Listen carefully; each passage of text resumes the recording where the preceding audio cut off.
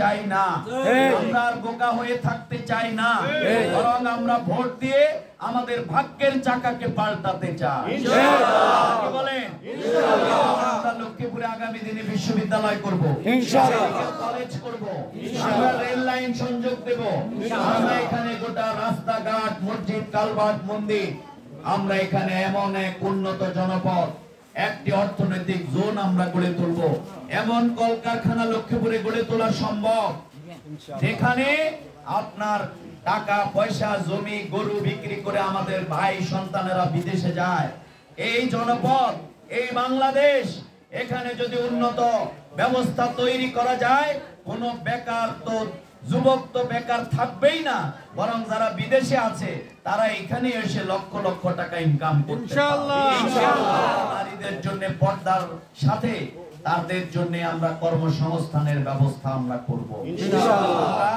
মসজিদের ইমাম, মুসল্লি, মুতাওয়াল্লি, মসজিদের ইমাম, খতিব, মুয়াজ্জিন, তাদের চাকরি আমরা সরকারিকরণ করব ইনশাআল্লাহ। এখন মসজিদের চাকরি হলো বেনামাজির হাতে, যে মদ খায় এই মসজিদ কমিটির সভাপতি, দমকায় হুজুর, এরকম বললে চাকরি কিন্তু থাকবে না, নাকি বলেন? আর যার চরিত্র খারাপ সে আমাদেরকে চারিত্রিক সার্টিফিকেট দেয়, নাকি বলেন? চেয়ারম্যান সাহেব মদ খায় আর লিখে দেয় আমার চারিত্রিক সার্টিফিকেট চেয়ারম্যান দিতে হবে, নাকি বলে? এই জায়গার আমরা পাল্টিয়ে দেব ইনশাআল্লাহ।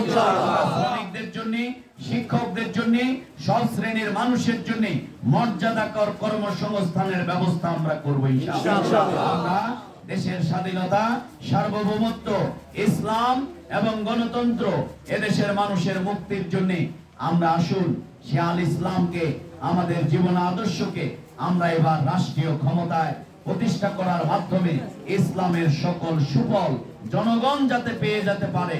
ফিদ দুনিয়া হাসানাতাও ওয়া ফিল আখিরাতি হাসানাতাও, এই দুনিয়ায় আপনি অনেক সুন্দর থাকবেন এবং পরকালেও আপনার মুক্তি থাকবে ইনশাআল্লাহ।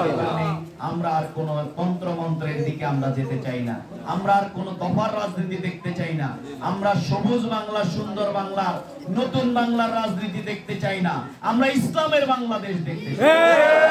বলেন আপনারা রাজি আছেন? আমরা আর কারো ধোঁকায় আমরা পড়ব না ইনশাআল্লাহ। বিভিন্ন কথা বলে, জামাতের বিরুদ্ধেও বলে, আলেম ওলামারেও বন্ড বলে, অমুকরেও এটা বলে, আমরা কিছুই বলতে চাই না। গুনাহগার, আমরা দুর্বল, আমরা সবাই মিলে আসেন ইসলামের পতাকা তলে শামিল হয়ে এই দেশকে আমরা আলোকিত করি, নাকি বলে? সম্মানিত মা বোনেরা, আগামী দিনে আপনারা সেই দাঁড়িপাল্লায় কোরআনের পক্ষে, ইসলামের পক্ষে আপনারা সেই রায় প্রদান করবেন ইনশাআল্লাহ। যদি রায় প্রদান করেন, আজকে ইউটিউবে দেখতে পাচ্ছেন আমাদের সেই মানবিক নেতা ডক্টর শফিকুর রহমান, যিনি নিজে অসুস্থ হয়েছেন, তাকে বলা হয়েছে যে আপনি তো বিদেশে চিকিৎসার জন্য, জাপান থেকে খবর, আমেরিকা থেকে খবর, গোটা দুনিয়ার সব জায়গা থেকে যে ডাক্তার সাহেব আপনি চলে আসেন, আপনার কোনো টাকা লাগবে না, আনা নেয়া চিকিৎসা সব দায়িত্ব আমাদের, কেউ ব্যক্তি, কেউ রাষ্ট্র। কিন্তু তিনি বললেন আমি আমার দেশকে ভালোবাসি। সব রাজনৈতিক দলের নেতারা অসুস্থ হয়ে বিদেশ যায়, আর আল্লাহ যদি আমার হায়াত রাখে তাও আমি এখানে থাকবো, আর আল্লাহ যদি আমার মৃত্যু দেন আমি এই দেশে মরতে চাই। তিনি কিন্তু তার চিকিৎসা আপনারা দেখেছেন, বাইপাস অপারেশন তিনি কিন্তু এখানে করেছেন। যে হসপিটালে করেছেন, এই হসপিটালের বারাকা এখন দুনিয়া, বাংলাদেশের সব মানুষ লাইন ধরে ওই হসপিটালে শুধুমাত্র চিকিৎসার জন্য যাচ্ছে। তার মানে রাজনীতিবিদরা এই মানুষের চিন্তার জগতে বিরাট পরিবর্তন তার চরিত্রের মাধ্যমে, তার কর্মের মাধ্যমে কিন্তু রাখতে পারেন, কি বলেন? ঠিক না? আমরা আগামী দিনে যদি রাজনীতিবিদরা সৎ হয়, দুর্নীতি না করে, বাংলাদেশ তার ভাগ্যের চাকা কিন্তু পরিবর্তন হয়ে যাবে ইনশাআল্লাহ। সম্মানিত ভাই এবং বোনেরা, মা বোনেরা, মুরব্বিয়ানে কিরাম, আপনাদের কাছে আমাদের বিনয়ের সাথে অনুরোধ, আমরা কারো বিরুদ্ধে নয়, বরং আমরা সবাই ঐক্যের পক্ষে, আমরা কল্যাণের পক্ষে, আমরা আলোর পক্ষে, আমরা ইসলামের পক্ষে, আমরা আল্লাহ এবং তার রাসূলের দেখানো আদর্শের আলোকে নতুন এক বাংলাদেশের পক্ষে, নাকি বলে? আল্লাহ তাআলা আমাদের সবাইকে আগামী দিনে কোরআনের পক্ষে, ইসলামের পক্ষে, একটি কল্যাণ রাষ্ট্রের পক্ষে, আমাদের আবু সাঈদ মুগ্ধরা যে জীবন দিয়েছিল, আমাদের শহীদের মায়েরা অনেকে রাত্রে ঘুমান না, তার সন্তান দুনিয়া থেকে বিদায় নিয়েছেন, কিন্তু তিনি অপেক্ষা করছেন একটি ইনসাফ ভিত্তিক রাষ্ট্রের জন্য, নাকি বলে? ইনসাফ কায়েম হয় নাই, বরং এখানে জুলুম এখনো কিন্তু বেড়েই চলছে।